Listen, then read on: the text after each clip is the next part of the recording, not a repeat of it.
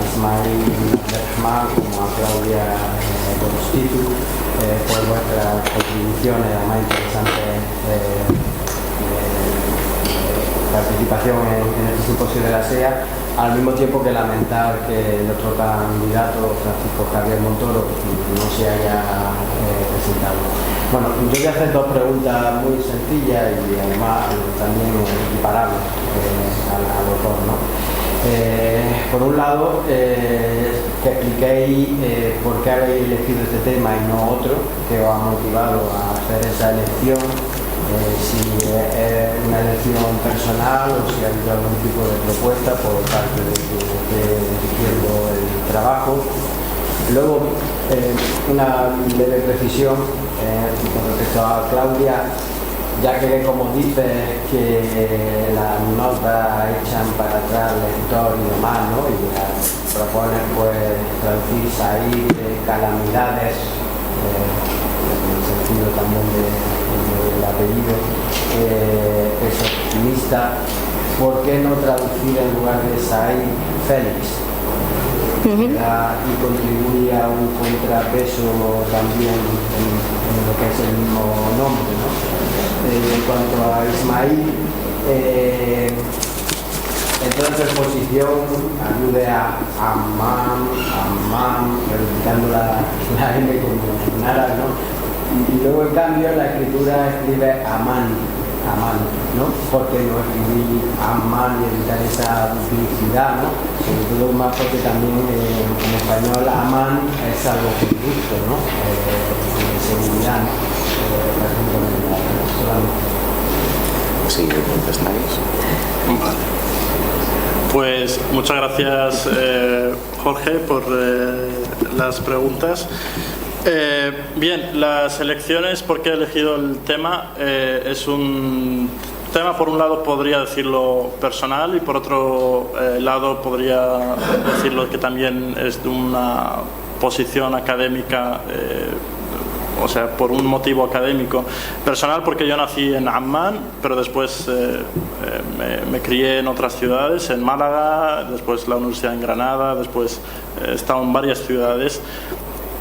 Y de alguna manera Amman era la única ciudad que quedaba siempre indefinida, ¿no? En Granada siempre había una clara imagen de lo que es Granada, Málaga también, Tetuán, que es donde también hice una estancia ahí, era claro lo que era Tetuán, el pasado, pero Amman siempre era como de alguna manera contradictoria, ¿no? Entonces siempre me ocupó como una especie de posición existencial, en plan, Amman, ¿qué es? Yo soy de Amman, yo quiero ser Amman, y entonces me motivó. La otra posición, pues yo estoy haciendo el doctorado en Venecia y ahí se fomenta en el Departamento de Estudios Asiáticos y Africanos el estudio de las ciudades euroasiáticas, ¿no? Sea desde el Japón hasta el norte de África, y creo que las dos cosas han combinado así.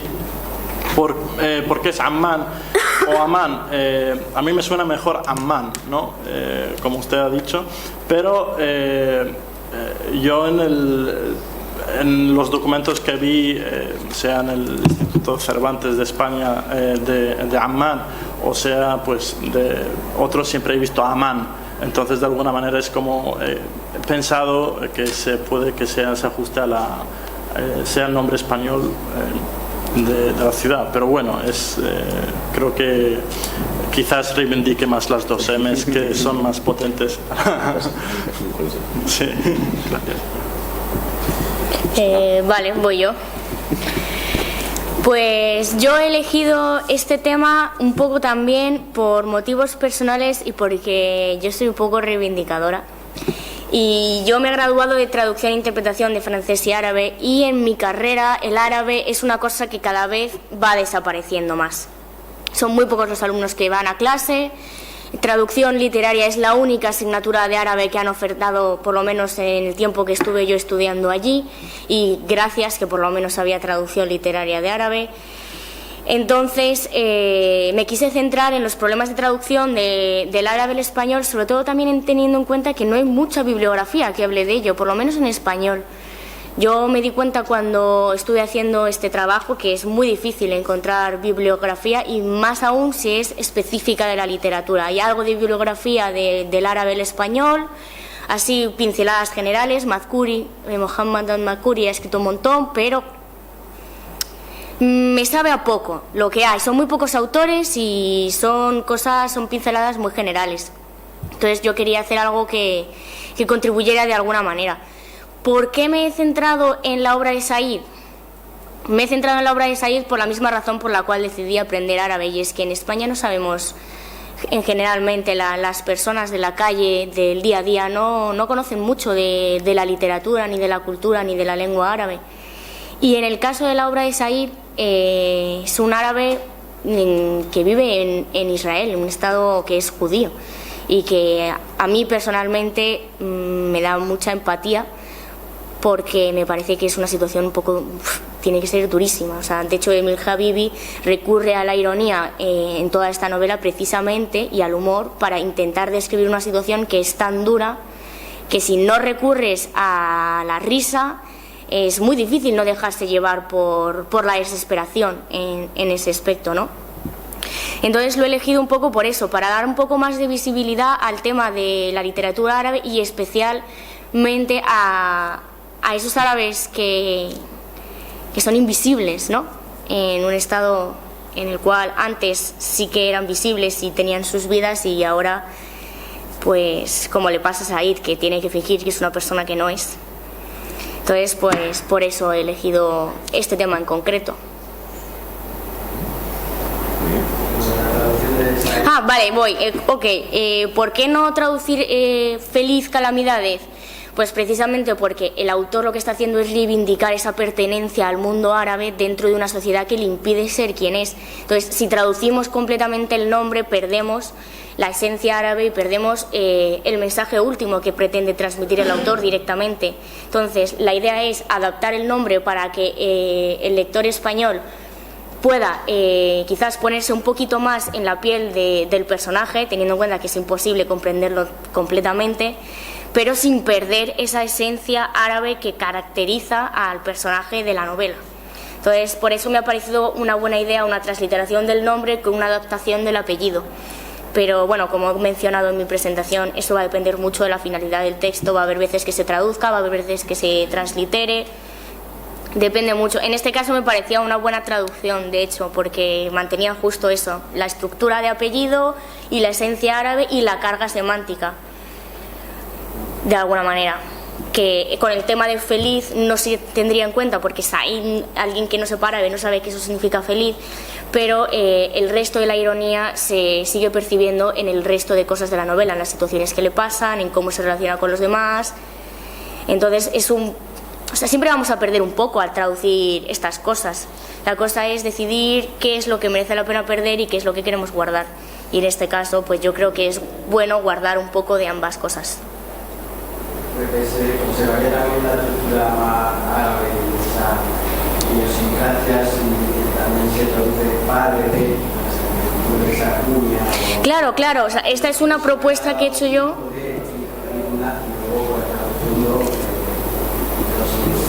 Sí, o sea, esta es una propuesta que he hecho yo porque me ha parecido que quizás para el lector medio de español, porque no olvidemos que muchas veces la gente que lee cosas árabes no es consciente de la estructura de cómo siguen los apellidos, o quizás de la importancia diferente a la que tenemos en España que se le da a la familia en la cultura árabe. Entonces es simplemente con el objetivo de adaptar la literatura de manera que llegue a más personas y esté más aceptada, deje de verse como algo exótico, como algo extranjero, y quizás pues despierte un poco más de interés y de alguna manera conseguir conciliar ambas culturas.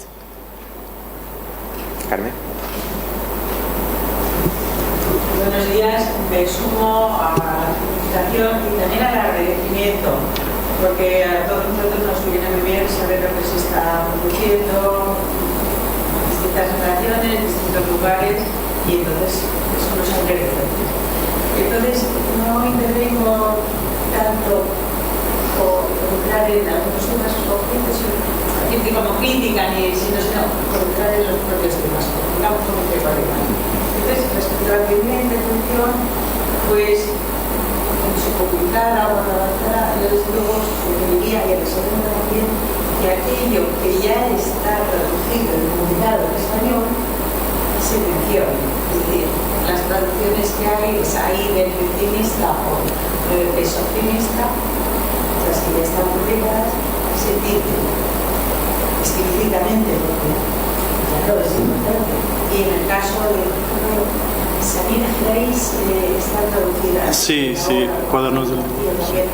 Me parece que ahí, creo que la profesora que ya leído de Barcelona, la profesora Leonor Martínez, hizo una traducción completa de esa obra. Creo que fue ella, y si no, pues luego no. Sí, fue ella. Por eso.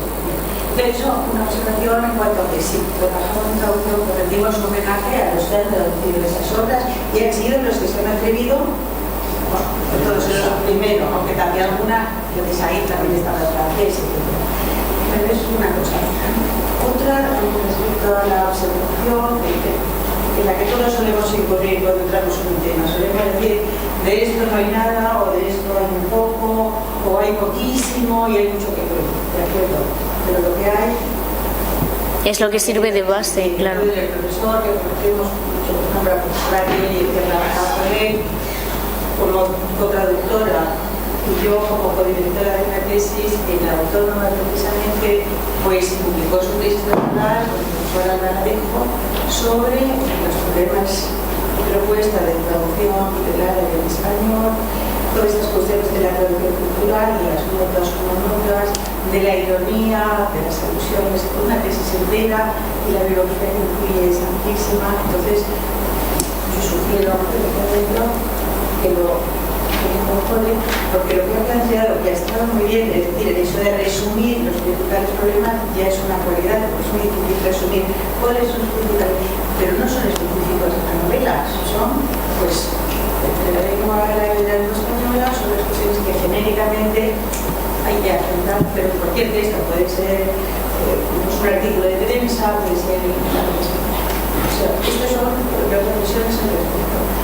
Y respecto a lo de una ciudad que son he conocido una vez, pues me llamó mucho la atención en las obras que se han o que han aparecido, que ninguna hace referencia al animal de la antigüedad. Dice, pues la fundaron los circasianos. Claro, es verdad que una ciudad de la cultura moderna, pues es moderna, pero toda Alma y ahí está el anfiteatro romano. El anfiteatro grande romano. Uno va a Alma y ahí está una fortaleza que tiene el elemento Mella y otros españoles han restaurado. Cierto que eso a lo mejor no se puede llamar ciudad, pero cierto que eso existe y es una localización, como dice al final de la intervención, es un punto paralelo de intersección y de comunicación, para ser lo que se llama. Entonces me llamó bastante la atención que parece que no hay referencias a esto en los autores y le habían sido, pero la otra consideración también me parece un tema vivo, porque está hablando de la muerte de las ciudades, de la muerte de las ciudades altas y de su reacción, y todo nos afecta a todos. Pues es la otra cara de la situación. Una tesis que hizo a mi tema especial era sobre la comida. Cómo la comida tradicional se opone a la comida moderna en Amman. Cómo los platos beduinos se sustituyen por los platos del Amazonas, etc. Entonces, la otra cara de la cuestión es el que habla de Amman, ¿dónde coloca el desierto? Si Amman empieza a ser en un lugar, el desierto de Colonia, ¿qué es la otra cara del no lugar? Es simplemente una referencia que no es ninguna crítica, sino es entre nosotros. Para decir, bueno, esto me lleva a pensar las fotografías que he visto de Amman de los viajeros en los años 30 nos muestra un lugar que solo tiene arriba digamos, el palas y luego está la colina y la colina no tiene ninguna edificación. Es como decía Armoniz, de pronto todo ha cambiado, se han levantado ciudades de sitios donde no había nada y era la tierra, ¿no? Es verdad que es una de las ciudades, uno de los sitios creados más rápidamente antes de las ciudades del Golfo y de todo esto. Entonces, nada, tomar o comer, esto como como el eco de una persona muy interesada en las cuestiones que están tratando y que se alegra profundísimamente de que sigan tratando de literatura y de la literatura relacionada con la sociedad y la seguridad.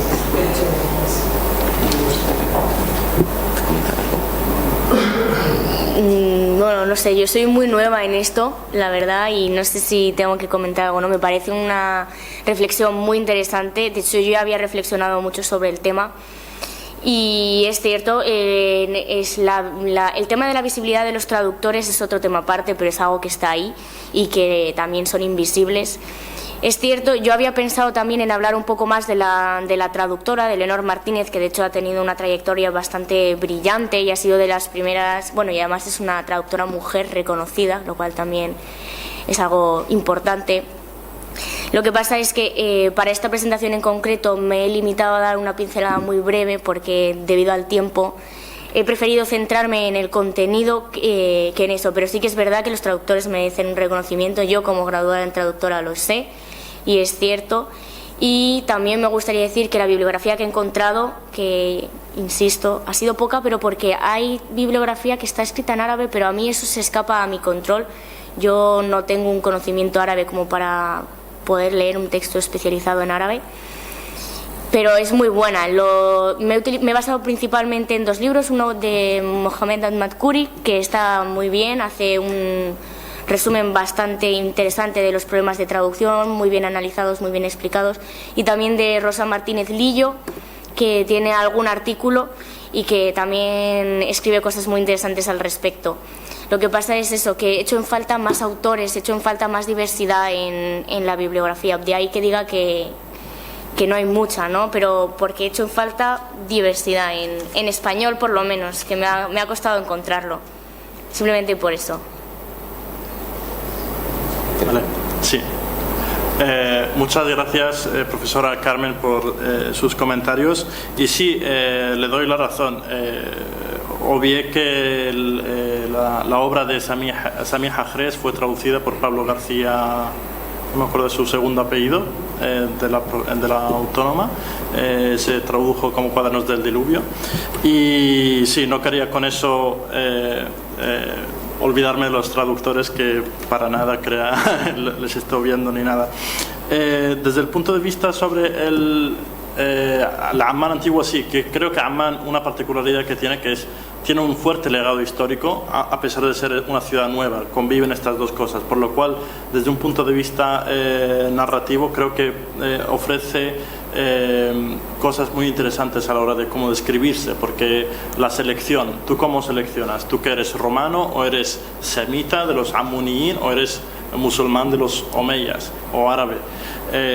Por lo cual ofrece varias dimensiones, y también quizás haya sido un error mío, un despiste, o bien en estas, al menos la de Samih Hajres y también la del Shahbandar Hashem Garaibe, se hacía mención no solamente a las civilizaciones antiguas, sino también a los otros nombres de Amman, que era Amun o Rabet Amun, y Filadelfia, que era el nombre helenístico que se le dio, que es Filadelfia, amiga de Delfos, ¿no?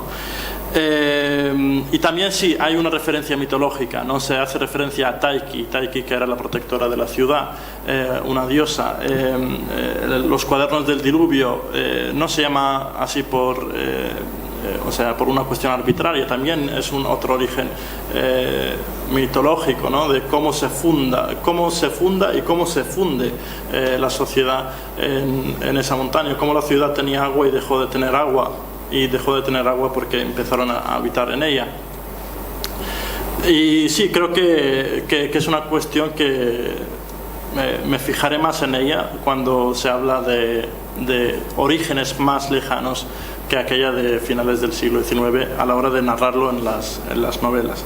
Y luego, sobre la desaparición de Amman y sobre la tesis de Almudena Hassan, creo que es muy interesante. Yo leí su tesis, la conozco también personalmente, y creo que sí es una cosa que se ve en el terreno, pero creo que es un fenómeno digamos, global. O sea, yo creo que esta globalización, esta economía de mercado que existe pasa en todos los lados. Ahora en Jordania, en Amman, hay bares y cafeterías que también están aquí. Hay una cierta uniformidad, ¿no? Y creo que esa, a costa de, digamos, de aquello que la gente percibe como tradicional o esencial de su ciudad. Los negocios, si estamos hablando de espacios donde se reúne la gente, por ejemplo bares, cafés, están cambiando, están mutando, la alimentación así también, y creo que también de alguna manera la novela ahora está teniendo esta mutación. Creo que está más dirigida hacia el mercado, un mercado global de alguna manera, y creo que es un efecto de la, no sé, de la globalización, transculturación o colonización, tal como se le quieran definir o describir. Yo ahí no entro a valorar, pero creo que es un efecto más de la interconectividad y de cómo están cambiando estos horizontes, cómo en vez de ciudades más cercanas, más anteriores. Celia. Sí, buenos días. Y en primer lugar, la felicitación a ambos por su aportación esta mañana en su trabajo. Primero quería felicitar a Ismael por el enfoque tan interesante que ha supuesto a utilizar los documentos de la narrativa, la novela, para describir una situación que yo creo que aporta muchísimo al conocimiento de lo que ha ocurrido en la historia reciente de las últimas décadas de Oriente Medio. Creo que hay un filón interesantísimo. Solamente felicitarme por haberlo oído y felicitar al autor.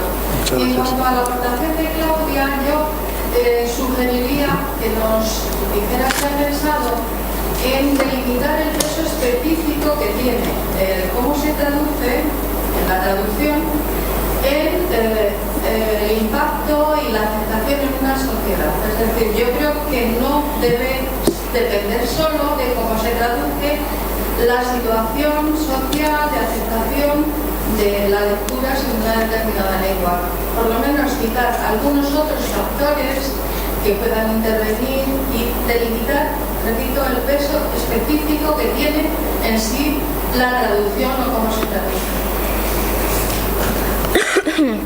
Bueno, muchas gracias, Celia. Estoy totalmente de acuerdo contigo. Evidentemente, la aceptación de una cultura o de una lengua en otra cultura no se basa solo en la traducción. Yo, por supuesto, estoy totalmente de acuerdo. En este caso, creo que sí que es importante más que nada porque es una manera de acercar la cultura al lector medio español, que de por sí ya está predispuesto al rechazo. Entonces creo que las traducciones son una herramienta fantástica para eso, y es una cosa muy buena que tiene la traducción, y por eso me parece que tiene un peso importante. No creo que todo el peso se deba a eso, para nada. De hecho, simplemente con mi trabajo quería poner de relieve que la traducción también tiene un peso, que también es visible y que también influencia las relaciones entre dos culturas diferentes. Era simplemente el punto que quería hacer con eso, pero en ningún momento pretendía ni osar, ni pensar, ni aseverar de ninguna manera que es el único factor que contribuye a eso. Por supuesto, existen los factores económicos, políticos, existe también el factor de la educación. Simplemente yo me he centrado en este factor porque creo que, igual que con el medio ambiente, un granito de arena más siempre va a favorecer mejorar la situación, y creo que la traducción es una buena manera de empezar.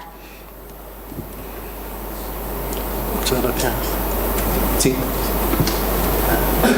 Solamente dos pequeñas observaciones. Primeramente a Claudia, se me ha ocurrido, no sé si has hecho una comparación, pero sería interesante si la conoces, el caso de, si conocen los dibujos de Lulu, hay un personaje que se llama Calamity Jane, Juanita Calamidad. ¿Sí? La verdad es que no lo conocía. Quizás soy un poco joven. Bueno, eso en YouTube se puede encontrar fácilmente. Es un caso paralelo, quizás por lo menos paralelo. Y con respecto a la intervención de Ismael, me ha interesado mucho también. Incido en lo que ha dicho Carmen, la cuestión de la ciudad antigua. la ciudad antigua que ya se transformó de ciudad semítica en ciudad griega, por el nombre de Filadelfia. No sé si se reivindica el nombre de Filadelfia, que por otra parte es un nombre usurpado ya por los colonizadores de América. Entonces, siempre que hablamos de Filadelfia estamos hablando de América, ¿no? Bueno, pues, ¿por qué no reivindicar este nombre también para esa ciudad? Y en segundo lugar, otra cosa importante, yo he tenido alumnas y alumnos que han venido de Amman. Entonces, supongo que esta visión es una visión un poco de gente ya de una generación anterior. La gente de las generaciones nuevas ha hecho una comparación cómo se ve a la gente más joven, como si se identifican con esas visiones o tienen otra idea diferente o han cambiado esa perspectiva. Solamente eso. Gracias. Vale, muchas gracias. Sí, vale, muchas gracias por las observaciones. No. Muchas gracias por las observaciones. Sí, yo creo que de alguna manera, existe como lo llama un geógrafo, Yufi Tuan, este fenómeno de la topofilia, ¿no? Del amor hacia el nombre, ¿no? Que luego otros geógrafos y especialistas del ámbito de la geocrítica también hablan de topofrenia o de topofobia incluso. Yo enmarcaría tanto Filadelfia como Amun como dentro de esta topofilia, ¿no? De un amor hacia esa toponimia, y donde se puede ver en Jordania varias marcas, varios espacios que tienen ese nombre de o Amun o Filadelfia, y también se puede encontrar en la literatura, pero como le había dicho a la profesora Carmen, quizás es una cosa que tendría que fijarme más a los otros nombres de la ciudad. Diría yo que son como parte de lo mismo, ¿no? O sea, cuando se presenta, a pesar de que cada una es como si fuera un continuo, ¿no? De como si Amun fuese Filadelfia, y no sé, mi lectura, que tendría que todavía leer más y analizar más, mi lectura es como si fuera dos caras de la misma moneda, o tres caras, o sea, es lo mismo Amman que Filadelfia, y se utilizan y se intercambian. Me refiero en este tipo de novelas que a veces se hacen origen, se le da, reivindica este origen. Luego, sobre el cambio generacional, sí, absolutamente. Yo de hecho creo, podría decir que las imágenes más pesimistas o distópicas son por escritores más jóvenes. Es verdad que también los escritores más versados tampoco sería una clasificación fácil, pero y también tendría que verse a lo largo del tiempo cómo ha evolucionado el pensamiento de cada autor, pero quizás sí, los escritores jóvenes, Abdesalam Saleh, Ahmed al-Za'atari, también está otro que no he mencionado, Fadi Zagmut, sí que existe esta visión pesimista. Antes, y también la obra de Akthar min Wahem, Más que un engaño, ya demuestra un pesimismo, porque ya todas las narrativas anteriores, sean de panarabismo, sea de un mundo mejor, sea las primaveras árabes, han fracasado. Entonces es más de un engaño. Existe esta tendencia pesimista, y creo que es una cuestión también generacional. Pero podría decir también, no lo sé, es algo que tendría que estudiarlo mejor, entrevistándome con autores, sean de los primeros o de los nuevos, cómo ha cambiado esta percepción de la ciudad, y cómo, no solamente de la ciudad, también de la nación, del mundo, y cómo van, hacia dónde se dirigen, si vamos a desaparecer o no, o es lo contrario, este es el camino al que hay que seguir. Eso es algo que tendría que verlo más adelante.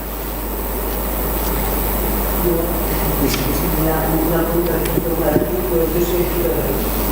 ¿Perdón? Soy escritora. Entonces estoy pensando en los dos temas que habéis tocado, que son para mí la literatura, ¿no? Y por un lado, el que es la ciudad como protagonista de un libro, y acercándome a lo que dice Carmen, yo como escritora, si me acerco a mi ciudad como ciudad antigua, tengo que formar mucho. Entonces, si estoy hablando de mi ciudad actual, no es fácil, porque es de un estilo nuevo día a día, ¿no? yo creo que las novelas que has usado tú son actuales, ¿no? Y el escritor puede pasar por delante del anfiteatro, pero a lo mejor no le interesa meterse ahí. Le interesa más el bar, le interesa más las calles, le interesa el cine, la contemplación que quizás hemos utilizado en la moderna, pues que encuentras con ese tiempo, ¿no?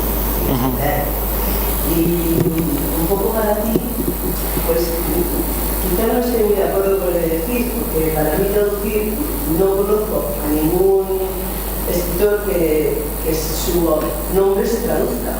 Hay muchísimos escritores americanos y jamás intentan uno o como personaje traducir.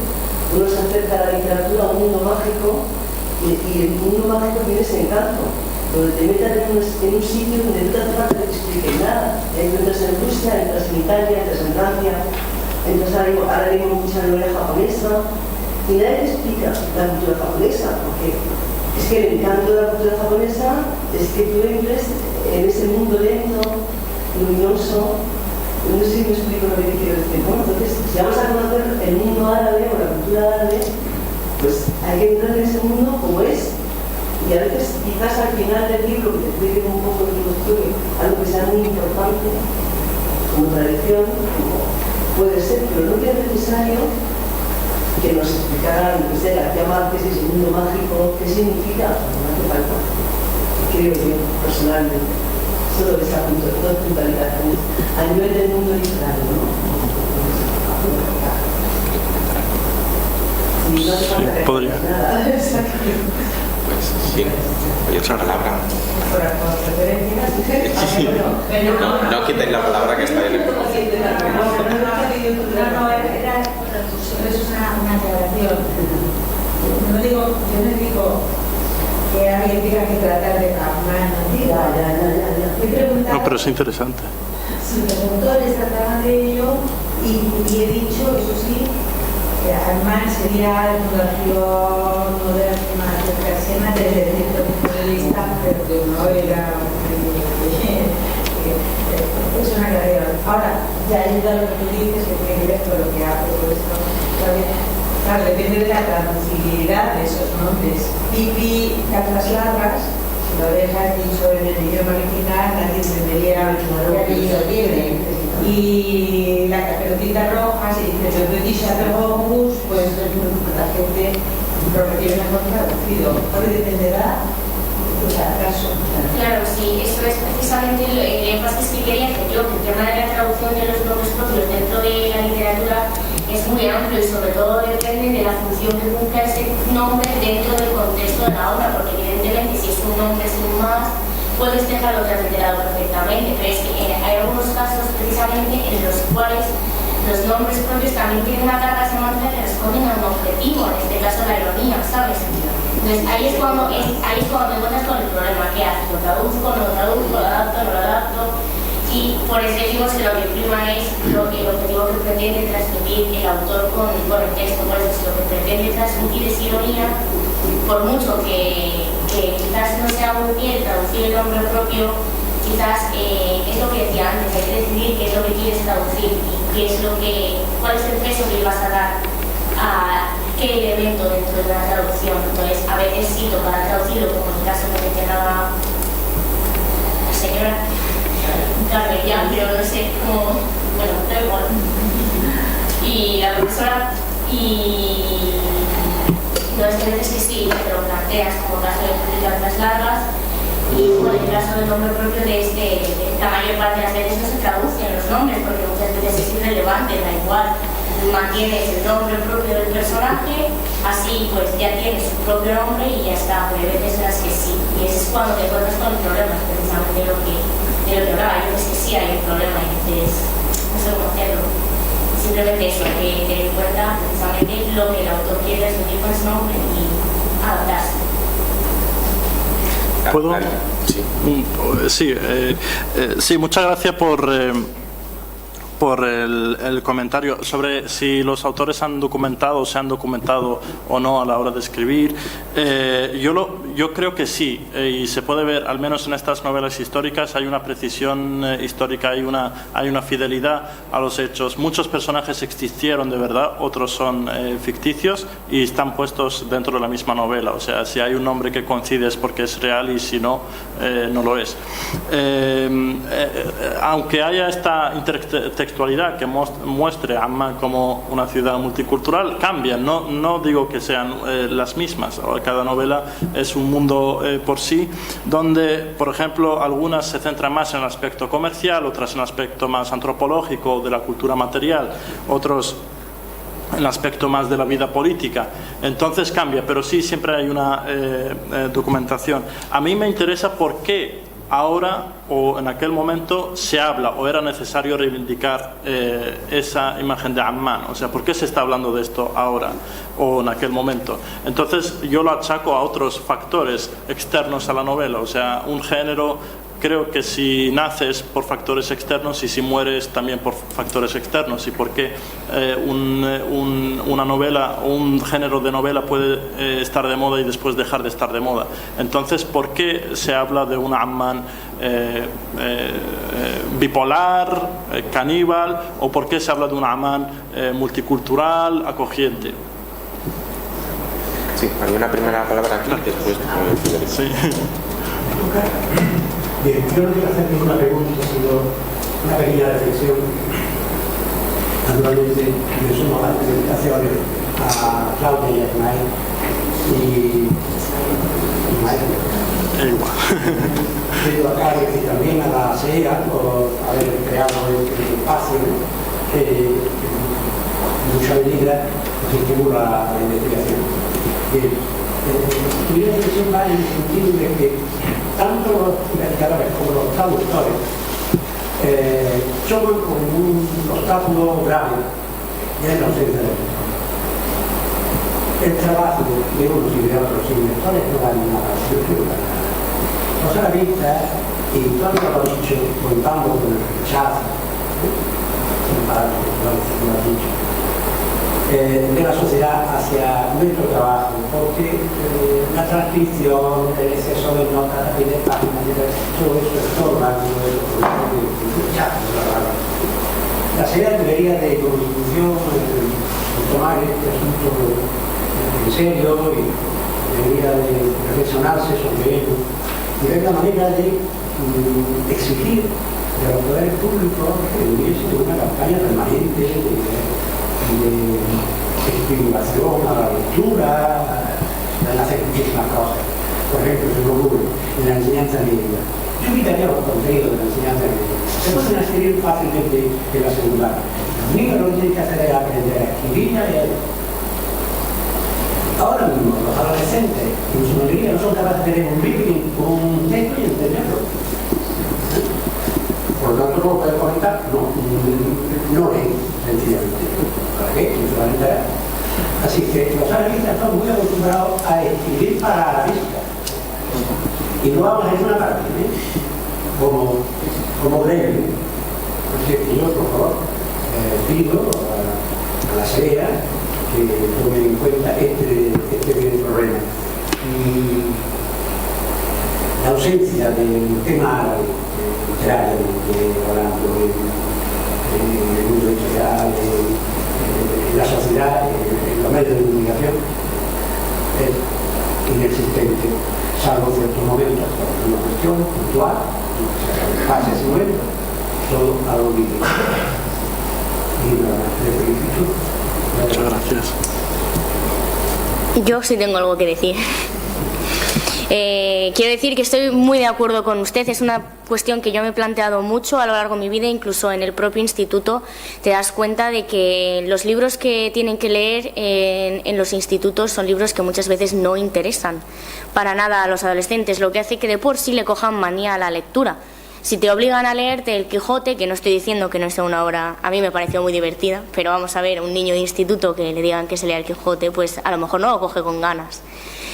Yo he pensado muchas veces que en vez de hacer una lista de libros obligatoria y esto ya por divagar, de lectura obligatoria de los clásicos españoles, quizás sería muy buena idea o interesante hacer una oferta de lectura para jóvenes que también incluyera títulos, por ejemplo, árabes o de otras culturas, de manera que haya algún título español, pero títulos de otras culturas, de manera que quizás les interese más, ¿no? Que si pueden elegir otro título que no sea, pues yo qué sé, Buero Vallejo, pues a lo mejor dicen, no, esto a ver qué es, y a lo mejor despertamos un poquito más la curiosidad en los jóvenes, pero sí que es verdad que cada vez menos el tema de la lectura se coge a contrapelo por los jóvenes, que luego son los futuros adultos, que son los que no van a leer el resto de libros. Así que nada, simplemente decirle que estoy muy de acuerdo con usted, totalmente.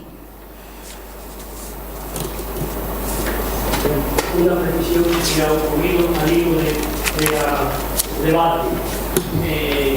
Creo que Claudia, respecto a lo que has puesto, me parece muy interesante que en cada caso tienes que decidir lo que dejas de la traducción y lo que dejas de la traducción, y eso va a redundar en el éxito de ese título o en la mayor accesibilidad o que llegue de mejor forma a la gente a la que te diriges, ¿no?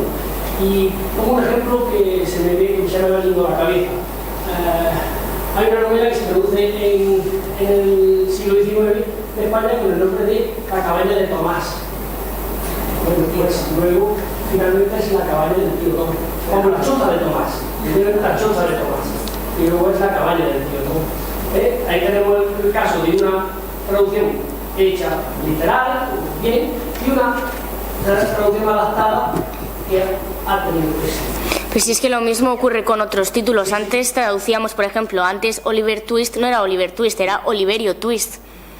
Sí, pero no me refiero al nombre del personaje, sino... No, pero... O del autor, sino el título. El título ya te da una gran información sobre la obra. Sí, totalmente. Si había aquí una palabra, pues... Sí, por favor. Vale, bueno, también me agrego a las felicitaciones, me ha gustado las dos. Me ha encantado venir, he podido, muy contenta. Mi pregunta va para Ismael respecto a un poco personal, ¿vale? Has dicho que una de las motivaciones era, bueno, porque has nacido en Amman y has conocido en tu mente, tienes muy clara otras ciudades que has vivido, pero Amman era como una entidad que todavía no teníamos definida. Luego, cuando te pones a estudiar y a analizar un poco la ciudad a través de las obras, descubres que es definida como una ciudad de todos y de nadie a la vez, como el de Alacrán, has dicho, ¿no? Mi pregunta es, digamos, ¿el caos identitario que tú tenías se mejoró o empeoró a través de...? Porque, claro, realmente, ¿no? Según lo que has expuesto, realmente la ciudad de Amman tampoco... a ver, hay mucha información, pero digamos que... No sé si queda una idea muy clara en tu cabeza con respecto a tu identidad propia. Si ha mejorado, si todavía siguen ahí en la lucha. Sí, es una pregunta muy interesante porque también es muy compleja y también qué entiendes por identidad. Yo creo que estoy en paz con mi identidad, por lo cual, porque he entendido que la identidad es una cosa fluida y que puede cambiar a través de muchas y que es plural y es multistratificada. O sea, yo también soy de Málaga. En el bar, si alguien me pregunta de dónde eres, lo mismo digo de Málaga o de Jordania, y no siento que esté traicionándome a mí mismo, traicionando una parte, ¿no? Tengo un entendimiento, digamos, amplio, mío personal de la identidad, y creo que elegir una ciudad, creo que de alguna manera ayuda a romper con el binario nacional, ¿no? Tú eres palestino o jordano y tienes que ser una cosa clara, ¿no? Pues creo que de alguna manera pertenecer a la ciudad es más fiel a la pluralidad que a un estado, por así decirlo, y creo que me ayuda, o sea, es como me refrenda constantemente. Sí, por favor. Nosotros también trabajamos sobre volver un poquito más alto. El tema de los hombres pobres. No sé si te has encontrado con el caso de algún fulano, sé cómo consideras, que tengas algo así mejor como... Perdona, Abdu Fulan. ¿Sabes? Ah, claro, ya. Eso es precisamente a lo que yo me refería con el tema de las estructuras de los apellidos y de los nombres propios en árabe, que no coincide con el español. De ahí que pensara precisamente en la terminación ez, que ya implica una pertenencia a una familia. Entonces, no creo que se pueda traducir de manera literal, que dependerá del contexto y dependerá de cómo se describa el personaje a sí mismo o cómo el autor describa al propio personaje, ¿no? Pero va a ser difícil hacer una traducción literal de, por ejemplo, Said, hijo de no sé quién. A veces va a funcionar dependiendo de la estructura o no. De hecho, por eso yo había pensado en la terminación EZ, que sí que es verdad que yo había pensado en la terminación de ez, de Calamidades o de Rodríguez, porque sí que es verdad que no es una traducción literal de soy hija de tal, o mi madre es tal, o mi padre es cual, pero sí hace referencia al concepto de familia, ¿no? De mi apellido va en consonancia con la identidad de mis padres.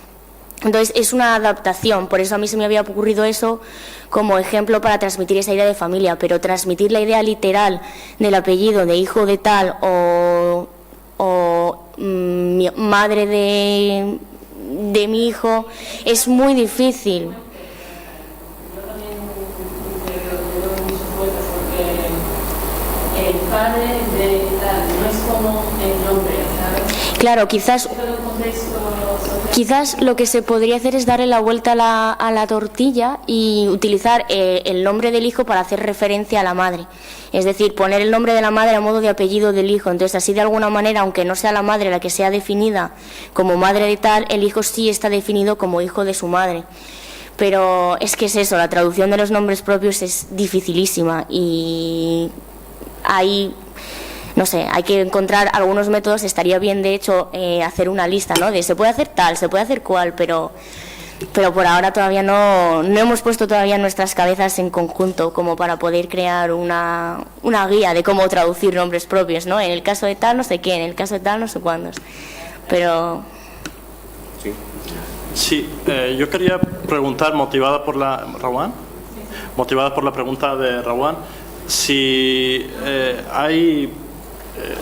si está presente el dialecto en la obra y si has tenido en consideración, digamos, los usos del dialecto, por ejemplo, a la hora de decir Abu, que yo, por ejemplo, diría normalmente Abu Bilad al-Sham, Abu o es normalmente también para describir, dar un adjetivo a alguien, por ejemplo, Abu Ayun Akbar, el de los ojos grandes, o Abu Nahas, yo lo traduciría más como el de las desgracias, o el gafe, o más que una...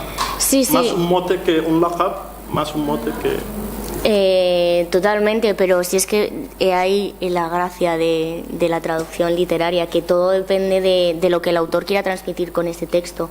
Entonces, se puede traducir como esta posibilidad, también se podría traducir esa otra. Yo tengo que reconocer que esa parte de la cultura árabe no la conocía, el que se utilizara la partícula abu como para hacer referencia a el de tal o el de cual, y precisamente por eso es súper importante tener en cuenta que la traducción no puede basarse solo en pasar de una lengua a otra, y hay que tener muy en cuenta los elementos culturales también. Pero eso se adquiere con la práctica, sobre todo con las traducciones y también viendo las traducciones de otros, porque si tú, por ejemplo, traduces el nombre, lo traduces así, yo me fijo y digo, ahí va, esta era una cosa en la que yo no me había fijado, entonces ya puedes empezar a traducirlo de otra manera, pero de ahí lo que decía yo, que es necesario que creemos quizás algún método o algunas pautas o alguna guía que precisamente nos permita eso. Y el hecho de que las traducciones del árabe al español no sigan las mismas guías y cada una sea diferente, y hay a veces que se traduzca con notas a pie de página y hay veces que se translitera dentro de la propia obra, o sea, no siguen un rigor muchas veces. Es precisamente lo que yo creo que deberíamos hacer, porque es muy interesante, y para eso hay que hacer estudios traductológicos de las obras que ya hay, para darnos cuenta de todo esto y poder aplicarlo a las traducciones. Así que gracias por tu pregunta. Yo iba a decir que hay dos últimas palabras y veo que ya hay 4. ¿Está Carmen? Carmen, ¿me hayas pedido un favor? Bueno, no sé si intervenir, porque ya nos estamos lanzando mucho. Pero, por ejemplo, aquí en la Universidad de Sevilla, en la Universidad Pablo Ravide, desde hace ya varios años, el profesor Sal, que se viene realizando todos los años congresos centrados en la traducción de la del español. Se hace trabajos concretos, se publican en muchísimas referencias, se tratan paralelos. Es decir, todas estas cosas estamos todos interesados porque seguimos interviniendo en ellas, pero ya existen materias, existen bastantes publicaciones, esto es claro. Y por otro, pues, ya que hemos entrado todos en ello, porque la lengua nos concierne, pero imaginemos si leer textos, que estoy de acuerdo con lo que habéis dicho, que se ofrezca algo abierto, ¿no? Si conseguir que la literatura llegue, y la literatura además nueva, no solo la clásica, eso de que los premios, por ejemplo, ahora se dan a obras clásicas, es un mérito precedente. Yo diría, pues podría haber otra carrera mérito precedente, obra lo más moderna posible, ¿no?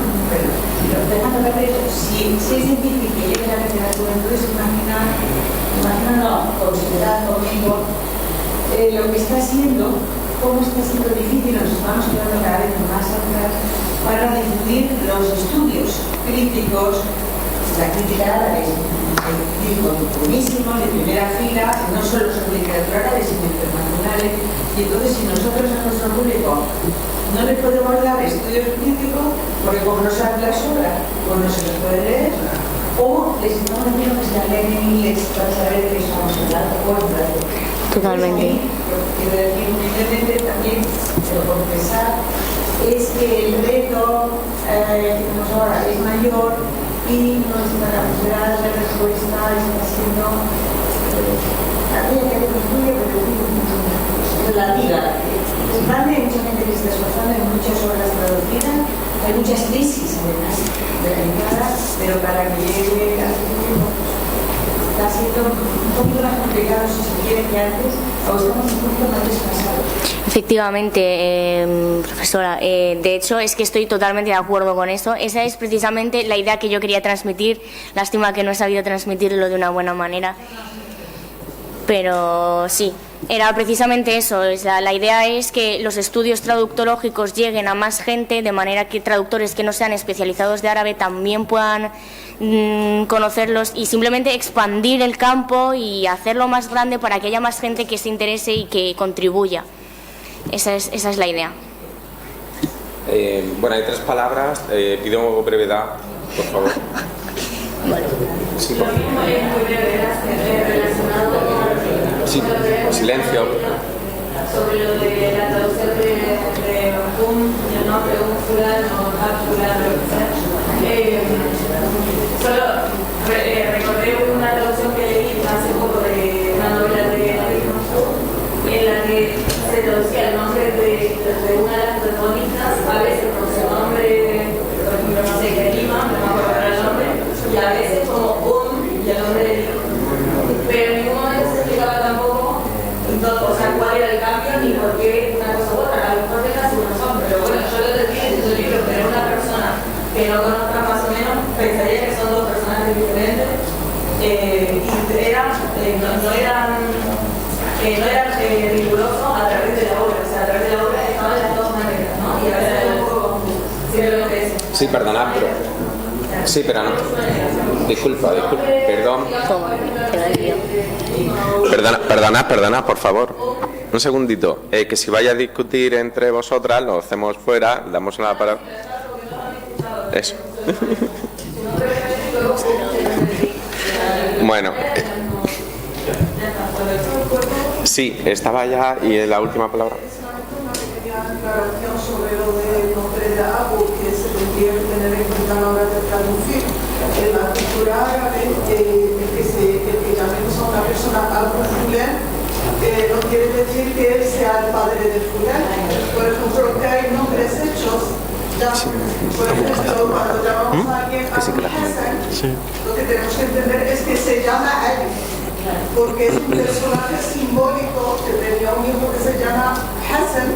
Entonces se ha ido así durante la historia que nosotros al oír Abul Hassan sabemos que se llama Ali, o también el nombre de Abul Qasim. Abul Qasim, por ejemplo, el profeta Muhammad tenía un hijo que se llamaba Al-Qasim. Entonces, por tradición ya, todos los Abul Qasim son Muhammad. Así que no se puede traducir literalmente porque y por ejemplo Abu Juwaida sabemos que es Qasim, es así por traducción que se tendría que tener en cuenta a la hora de es precisamente eso, la traducción de los nombres propios depende mucho del texto, del objetivo del autor y de si es una cosa u otro. Sí. La última palabra. Sí, yo también por lo que se está oyendo se me ha ocurrido un ejemplo muy ilustrativo de estos problemas de la traducción. Pero en este caso no del árabe, de lo que yo podría hablar la vez del grupo que he traducido mucho, no del árabe moreno como Joan, sino del antiguo. Y es el título que se le ha dado en español a una novela de mucho éxito que se han hecho ahora películas. Y que creo que esa traducción es interesante de alguna manera porque en español no dice nada. 50 sombras de Grey. ¿Alguien podría explicar qué quiere decir eso? Si, sin embargo, lo que se dice, lo que hubiera dicho fuese 50 matices de gris, todo el mundo lo entendería y sería lo correcto. Pero claro, a lo mejor no vendería tanto. Porque 50 sombras no quiere decir nada. Bueno, ¿vais a comentar? No. Vale, pues para finalizar, una última palabra que me han pedido, Pilar. Has dicho que no, pero sí, ya, y ya terminamos. No, pero gracias, Sara.